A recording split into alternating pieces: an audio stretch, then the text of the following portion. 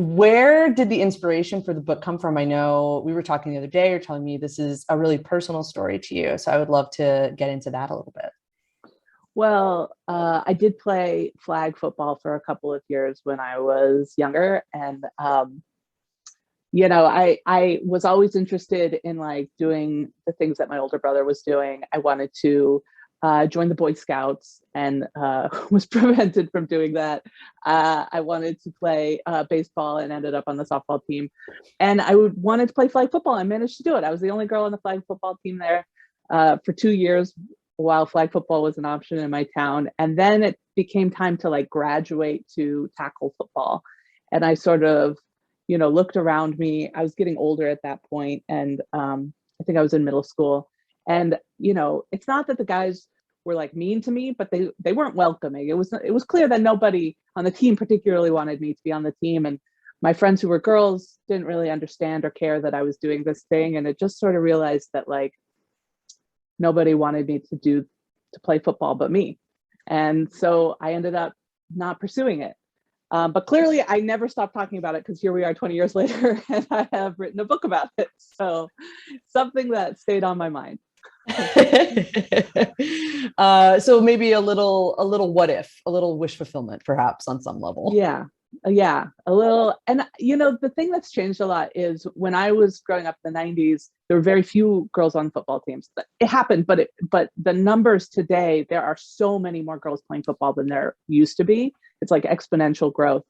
And so it felt like just having like, oh, there's a girl on the football team kind of a book was like, it's very 10 years ago kind of idea, So this is a book where there's 5 girls on the football team and they don't all like each other. So now what? Yeah, it's like they're fighting against themselves. They're also fighting against the coach, the boys on the team, the school, the town. It adds like a much larger element to it, which I think is fantastic. Did you think about setting it in the 90s so that it felt like, would that ever cross your mind, or you were just like, no, this is a contemporary story? I think about the 90s a lot, and obviously, I went back and reread some of my old journals when I was writing this book, and those are period pieces now. I guess I just worry that 16-year-olds today would pick up a book set in the 90s and be like, I don't get it. Why don't they look it up on the internet or something? I don't know. I think in some ways also, when you step into like a small town in a really rural area, it feels a little bit like going back in time in terms of like, we both live in Los Angeles, and so we get used to a certain kind of culture or progressivism, or just sort of like a lot of like social issues just get normalized here that are not normalized when you go 200 miles outside of a major metropolis. So in that way, Mara is gay, but she's in the closet and she doesn't have any plans on like leaving the closet until she gets to college. And I think that's something that's still very real for kids who live in rural areas. Absolutely. That actually brings me to my next topic, which is about this idea of being queer in a small rural town. I think that's such a unique element of the story. It could be set anywhere, but this is the story you're telling, and I love that because it's such a huge part of it. It's like, like the queer issues that affect you when you're a teenager growing up in a rural community in a small town versus if you're growing up in a bigger city, they're completely different. And and so that was based on where you grew up a little bit? It's a little bit. It's like this town's a little more rural and a little bit more like ranchy than where I grew up, but it's not based on where I grew up. I think when I like look around, my group of friends here in Los Angeles and the kinds of issues that affect queer people in big cities, it's just very different than the kinds of issues that affect you when you are a teenager in a tiny town in a tiny high school, because there's a scarcity in these small towns. And the title of the book is Like Other Girls, which is about this idea that sometimes people, like especially men, will try to praise a woman by saying, oh yeah, I like you, you're not like other girls, which is like kind of a cool way to to praise one woman while throwing the entire rest of her gender under the bus. You know, it's like not actually a compliment. It's actually pretty misogynistic.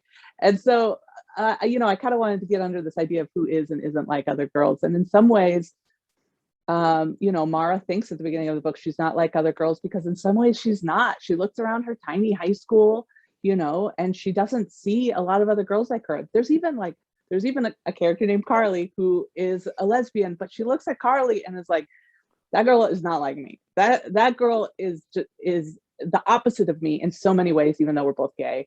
So there's just a scarcity in a small town. Whereas if Mara like walked into a bar in Highland Park, she might not feel quite so alone. But she doesn't have that ability, you know? She's stuck in Elkhorn. Well, first of all, she's too young to walk into a bar. Okay, Britta? Yeah. But if she attended a sporting event, yeah, that's right. She would blend in perfectly. If we could get her to a Seattle Storm game immediately, she would feel so much more at home.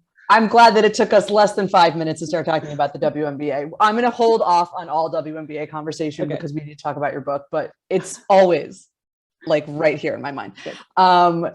The idea of like something I love about the book is that this is not really a coming out story. This is not about Mara coming to terms with her queerness. It's more about her struggling with her gender presentation and how she fits in this town, in this world, in her family, on the team, with her friends. Like, I think that's so interesting and so exciting to see. I feel like even like the books, like the queer stuff I did read growing up really never dealt with any of that. It was so much more about coming out.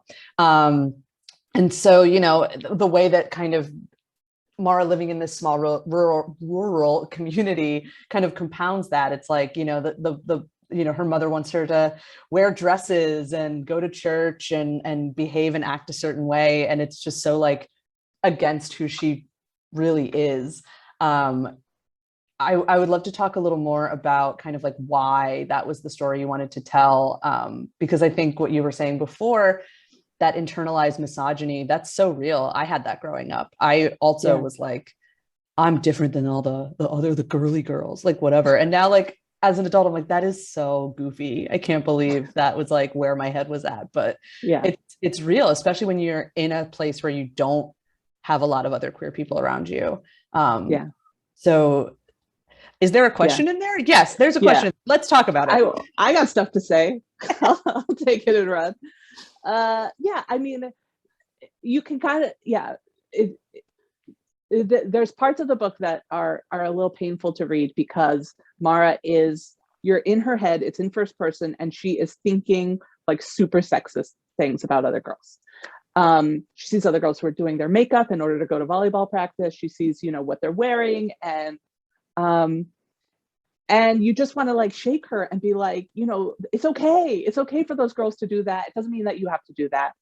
And what I kind of wanted you to walk away with from the book is a sense of empathy for where Mara's coming from, because her whole life she's been told that she should be a certain kind of girl. And, you know, her mom puts a lot of pressure on her to wear feminine clothing, and there's a lot of boundaries about, you know, what she should and shouldn't wear and how she should do her hair and how she should act, and even how you're supposed to act on a sports team, and you be positive and upbeat all the time, and you can't get angry. And Mara has felt so confined in this little box, you know, of this world that tells her to be smaller and more delicate. And Mara is like the least delicate person on earth, and she's never going to be small. She's 6'2", so it's like she doesn't know what to do. And so she's trying so hard to like say, no, this is who I am. I am not the kind of person who does that. I'm the kind of person who wears pants. I'm the kind of person who cuts my hair short. This is who I am.